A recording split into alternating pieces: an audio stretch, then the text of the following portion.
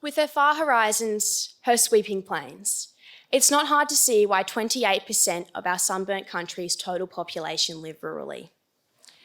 Life on the land is a life so rewarding, full of so much beauty, satisfaction, and fulfillment. Yet sadly, not all that glitters is gold. Amidst all this beauty, the further you advance, the more cracks appear. What once looked a radiant orange glow suddenly becomes barren, dry, and suffocating. In the haze created by the dust, what is unseen becomes ever so clear. The power of no rain, no water. It's a force beyond our control, which becomes relentless. And when I delve deeper into this passive and merciless killer, I realised the real threat is the devastation it brings to rural communities just like mine, all around Australia in terms of not only the economic, but the social impacts. I live 40 kilometres out of Kingaroy, the peanut and navy bean capital of Australia. Funnily enough, my family breeds cattle. Our small family-owned and operated business is my sweet escape when the school term ends and holidays call me home. In terms of drought, our family has been very fortunate compared to some.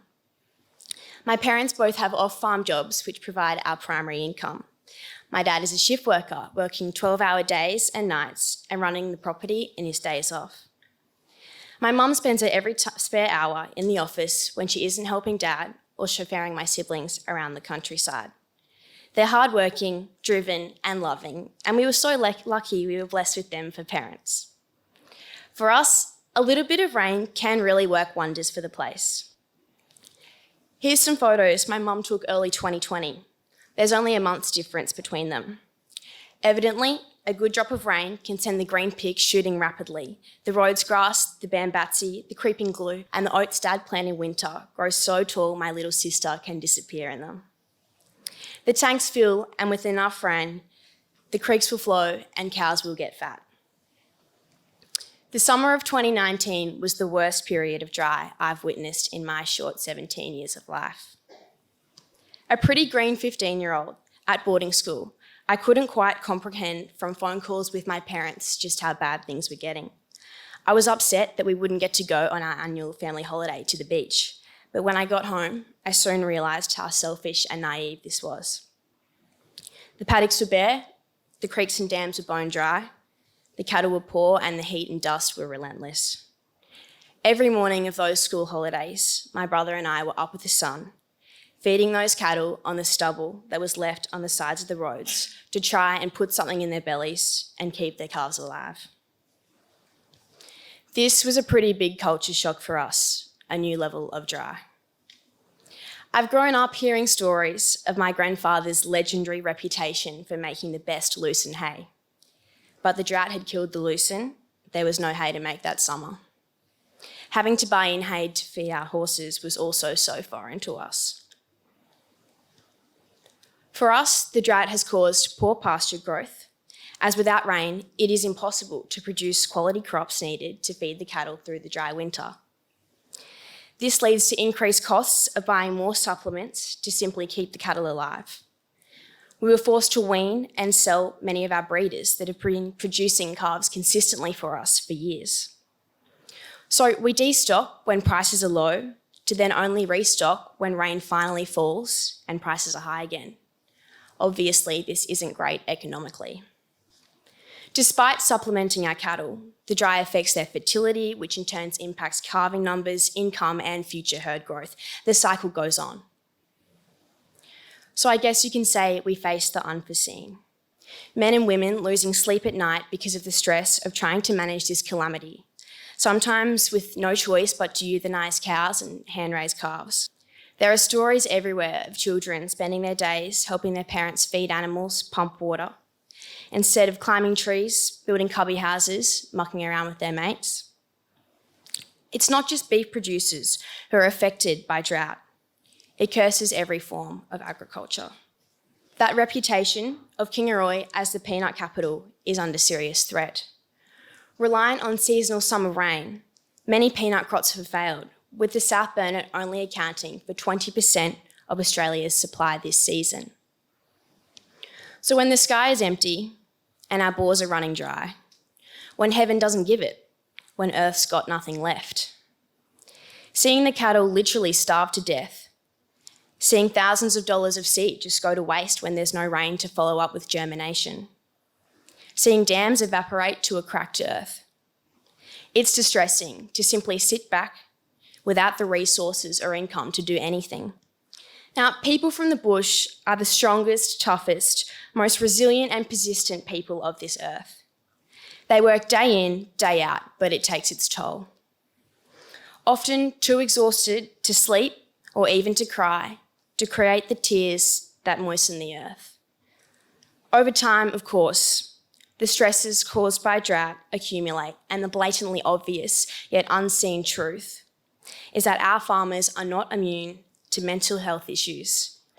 Jodie Morton, a representative from the National Centre for Farmer Health, said that being a farmer is the most dangerous occupation in the world. It's a pretty bold statement, but from the statistics I'm about to present to you, this doesn't seem so far-fetched. There's this narrative that farmers and those living on the land are tough as nails and strong as houses, and while this is true, 20% are battling with unseen mental health issues. There's one common denominator amongst our farmers with mental health issues, and it's the severity of the stress natural disasters such as drought pose. Many studies have been conducted with data from those who do actually come forward about their struggles, and it's showing that the prevalence of mental health issues is pretty similar across rural and urban areas. However, the real issue is concern is that suicide rates within Australian farming communities are double those of the general population. In fact, in Queensland, those workers within the ag industry currently hold the highest suicide rates compared to any other workplace. This figure displays the rates across Queensland per 100,000, and evidently, rates for the Central West, Northern and Far North are almost a third greater within farmers than not. In 2002, researchers Andrew Page and Lynn Frager revealed results from a decade-long study from 1987 to 1997, a significantly dry period right around Australia. They found there were 921 suicides within the ag industry. This is approximately 92 per year, or 1 every 4 days. 75% of Australians who take their lives are males. This poses a tremendous impact on rural communities who rely on the ag industry due to it being one generally male-dominated. This figure from the ABS displays the suicide rates from 2010 to 2019, and clearly the rates in remote rural areas were alarmingly higher in major cities, with nearly 30 per 100,000 in very remote areas compared to 10 in major cities. So why are these rates so much higher than the general population? Why are 32 of our farmers dying versus 16 of the general population? This is a rate that's been steady since the 1980s. So how come it hasn't decreased in 40 years? How come I've grown up in a farming community and had no idea my parents are twice as likely to end their lives compared with some of my friends' parents living in Brisbane? I think maybe our farmers, the backbones of this country, struggle to acknowledge and admit their problems. They don't like to complain or cause a fuss.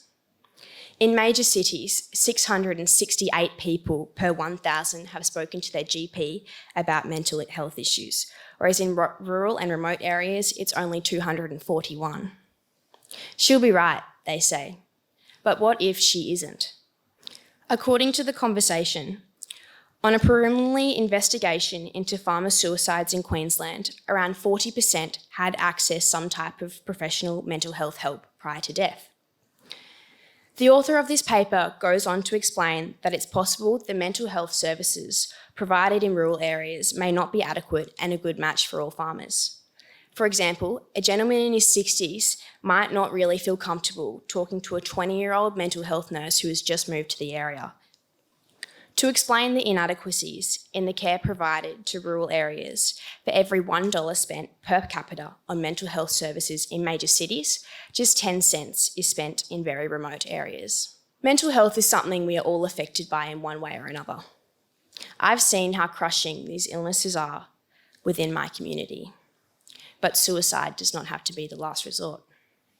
How can we catch the mental health statistics of our farmers before they become just another suicide statistic? I'll be honest, I'm 17 years old and I don't really have the answers. But there are so many organisations, such as The Naked Farmer, a social media movement aiming to break down the difficult conversations surrounding mental health, The Ripple Effect, Drought Angels, Rural Aid, the list goes on. If we donate, volunteer and support these organisations, they can send the help where it's needed. The conversation claimed farmers put food on our tables.